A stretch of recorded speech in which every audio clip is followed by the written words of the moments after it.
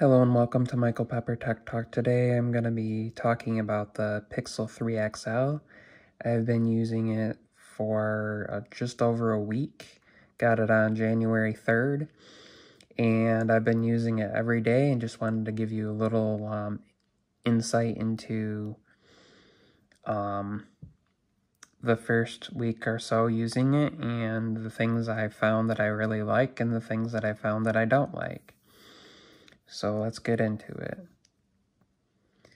So, as you'll see, I'm gonna just kind of load some apps here and just show you how decent things open up pretty fast here. And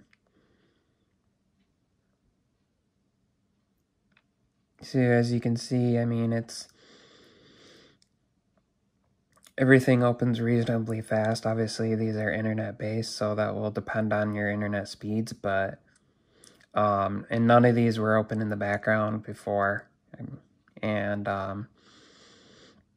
so as far as that, I have been really enjoying the speed.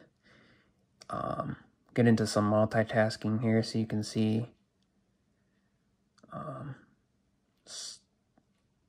how fast I can switch between all these apps. And I have, let's see, 1, 2, 3, 4, 5, 6, 7, 8 apps open.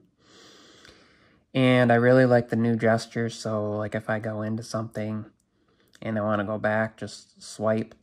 It's one thing I've been really enjoying about this device. The other thing is the cameras are quite nice.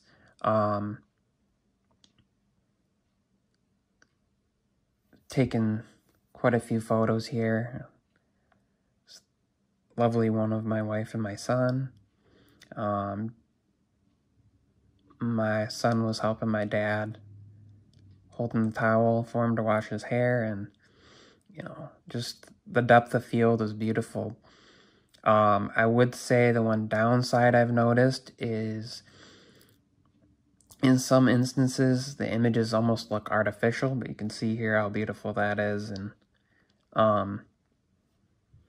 still don't have our Christmas tree down, but as far as photography, it seems to capture details really well, but sometimes things look almost artificial, and that's one of the downsides I've noticed. And as far as night mode, my iPhone tends to be less grainy, a little brighter, and a little more detail, which one thing I've heard is that typically Pixel phones and like Samsung with their night modes have been overly bright and almost unrealistic.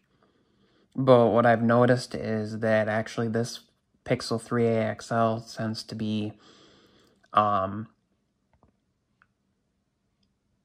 dark, and even if there's a little bit of light, the grain, especially like in the night sky and things like that, how it looks a little off-colored, a little bluish, things like that.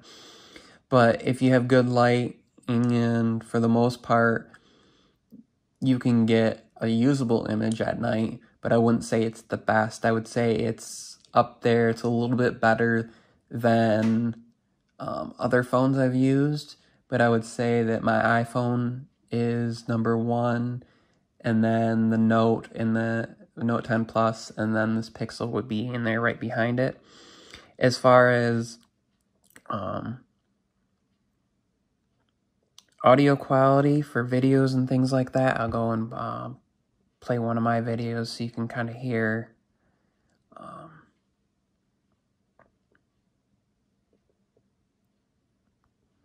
how that sounds. Rotate here. Hello and welcome to Michael Pepper Tech Talk. Just wanted you guys to see what my streaming setup is like. It's very mobile, so I can stream. I have my 2012 MacBook Air, which works really nice. So as you can tell, the speakers are quite loud. Beforehand was really nice. And swinging in from my left here, you'll see I have an AKG P1. And that's one thing I've really liked and was really surprised by is both the earpiece here and the speakers at the bottom are used for audio, so you get stereo speaker experience. The display is beautiful, and I really don't have too much bad things to say about. It gets nice and bright, as you can see, and then also it gets very, very dark for at night. I have the Android 10, as you can see, Android 10 update here. And I am looking forward to seeing what Google will bring with the Pixel 4a this year, because the 3a has been impressive. This is also the first Pixel I've ever used, and it makes me want to get into the full Pixel flagship experience and see how that is. I really don't mind the bezels on the top and the bottom. As you can see there, it's about a ½ an inch at the top and about a ½ an inch at the bottom. And as far as that goes, things just look beautiful. So that's kind of my initial impressions. A decent camera, decent speed as far as apps launching and multitasking. Battery life has been really good. I've been getting about 8 to 10 hours, and I've been using it every day. And I should say 8 to 10 hours of screen on time and easily a day's use, possibly 2 days use, depending on what you do. I watch a lot of YouTube and take a lot of photos and shoot a lot of videos and stuff, and do a lot of social media. As far as speed tests, I get the normal speeds that I get on any other device on Wi-Fi. This is my first kind of experience really with T-Mobile, so I can do a little speed test here. You can see I have 1 bar, so that load up and it's better than it used to be. Used to be either no signal or maybe like 0.2 meg down and nothing up. And now we're out in the kitchen, which is I typically get the worst signal of any device in the house because of the old build of the house. And as you see, it's 4.26 down and about 0.55 up. And you see here, I have some speeds from earlier that were upstairs on Wi-Fi. And then here are a few 16.6 down, 1.5 up, 24.9 down, 1.93 up, 24.4 down, 2.21 up, and 7.7 down and 0.99 up. Those are on LTE, just kind of around the area.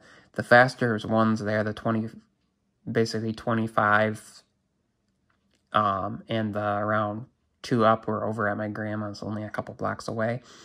But as far as, overall experience, I really, really like this device. And as far as the size,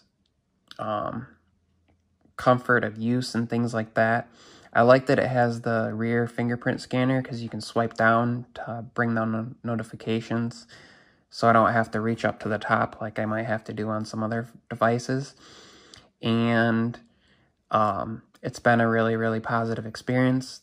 Headphone jack has been really nice to have. Plug in a nice pair of headphones at night, or even using my wireless Bluetooth earbuds. It's been a positive experience with that. So, thank you for checking out and watching, and please check out my links to my social medias in the description below, and also check out my other channel, Michael Pepper Photography, on here and on Twitter. And as always, thank you and God bless.